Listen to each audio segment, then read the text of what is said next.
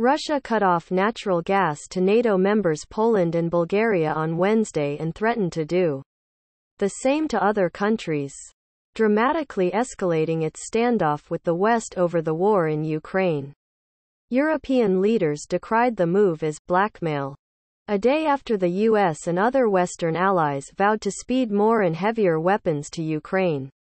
The Kremlin used its most essential export as leverage against two of Kyiv's staunch backers.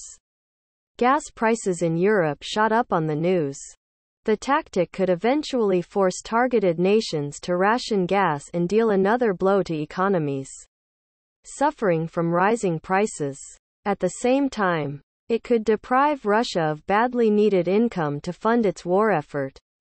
Western leaders and analysts portrayed the move by the Kremlin as a bid to divide the Allies and undermine their united support of Ukraine. Poland has been a major gateway for the delivery of weapons to Ukraine and confirmed this week that it is sending the country tanks. It has also been a vocal proponent of sanctions against the Kremlin. Bulgaria, under a new liberal government that took office last fall, has cut many of its close ties to Moscow and likewise supported punitive measures against Russia over its invasion. It has also hosted Western fighter jets at a new NATO outpost on Bulgaria's Black Sea coast. The gas cuts do not immediately put the two countries in any dire trouble. Poland, especially, has been working for many years to line up other sources of energy, and the continent is heading into summer, making gas less essential for households. Yet the cutoff and the Kremlin warning that other countries could be next sent shivers of worry through the 27-nation European Union. Germany, the biggest economy on the continent, and Italy are among Europe's biggest consumers of Russian natural gas, though have already been taking steps to reduce their dependence on Moscow. It comes as no surprise that the Kremlin uses fossil fuels to try to blackmail us, said EU Commission President Ursula von der Leyen. Today, the Kremlin failed once again in his attempt to sow division amongst member states. The era of Russian fossil fuel in Europe is coming to an end. State-controlled Russian giant Gazprom said it was shutting off the two countries because they refused to pay in Russian rubles, as President Vladimir Putin had demanded of unfriendly countries. The Kremlin said other countries may be cut off, too, if they don't switch to rubles. Polish Prime Minister Mateusz Morawiecki told the Polish parliament that he believes Poland's support for Ukraine and the sanctions against Russia were the real reasons behind the gas cutoff. Bulgarian Prime Minister Kirill Petkov called the suspension blackmail, adding, "We will not succumb to such a racket." Fatih Birol, executive director of the Paris-based International Energy Agency, said the cutoff was a weaponization of energy supplies. On the battlefield, fighting continued in the country's east along a largely static front line some 300 miles, 480 kilometers, long. Russia claimed its missiles hit a batch of weapons that the US and European nations had delivered to Ukraine. Western officials, speaking on condition of anonymity to discuss intelligence issues, said Russia has made slow progress in the Donbass, with minor gains, including the capture of villages and small towns south of Izium and on the outskirts of Rubizhne. The offensive continues to suffer from poor command, losses of troops and equipment, bad weather and strong Ukrainian resistance, the officials said. The officials said some Russian troops have been redeployed from the gutted southern port city of Mariupol to other parts of the Donbass. But some remain in Mariupol to fight Ukrainian forces holed up at the Azovstal steel plant, the last stronghold in the city.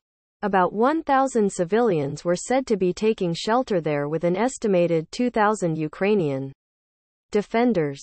Just across the border in Russia, an ammunition depot in the Belgorod region was burning early Wednesday after several explosions were heard. The governor said, Explosions were also reported in Russia's Kursk region near the Ukrainian border. And authorities in Russia's Voronezh region said an air defense system shot down a drone. Earlier this week, an oil storage facility in the Russian city of Bryansk was engulfed by fire.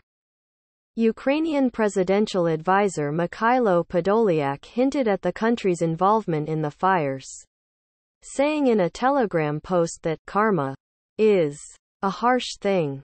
The head of the International Atomic Energy Agency, Rafael Grossi, said the safety level at Europe's largest nuclear plant, now under Russian occupation in Ukraine, is like a red light blinking, as his organization tries in vain to get access for repairs.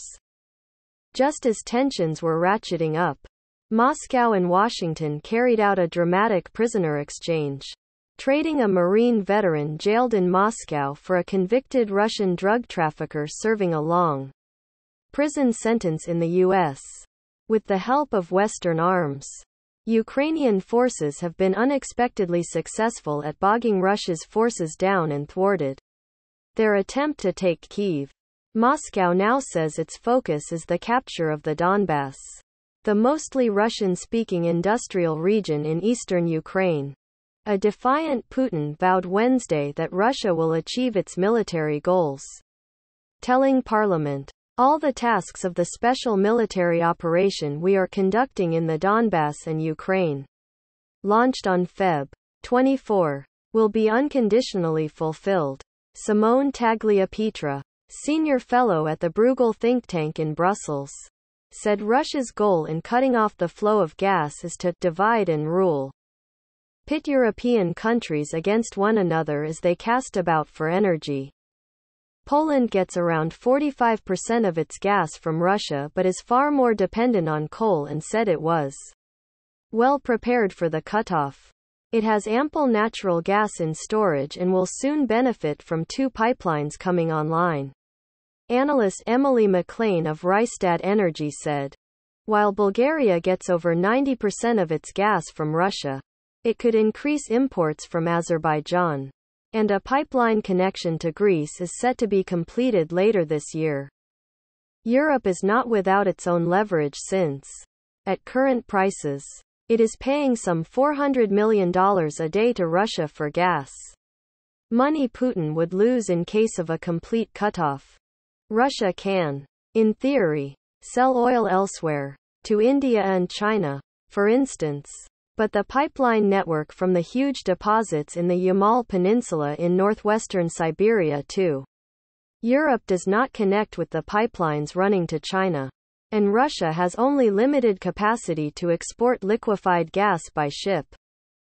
The move that Russia did today is basically a move where Russia hurts itself, von der Leyen said.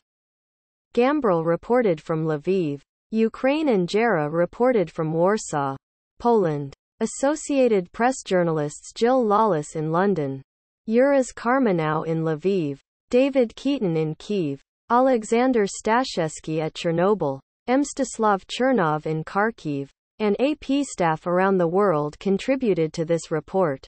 Follow AP's coverage of the war in Ukraine. https apnews.com/hub/Russia-Ukraine. Thanks for listening to this important news update. Please subscribe to our channel to stay updated with the latest news.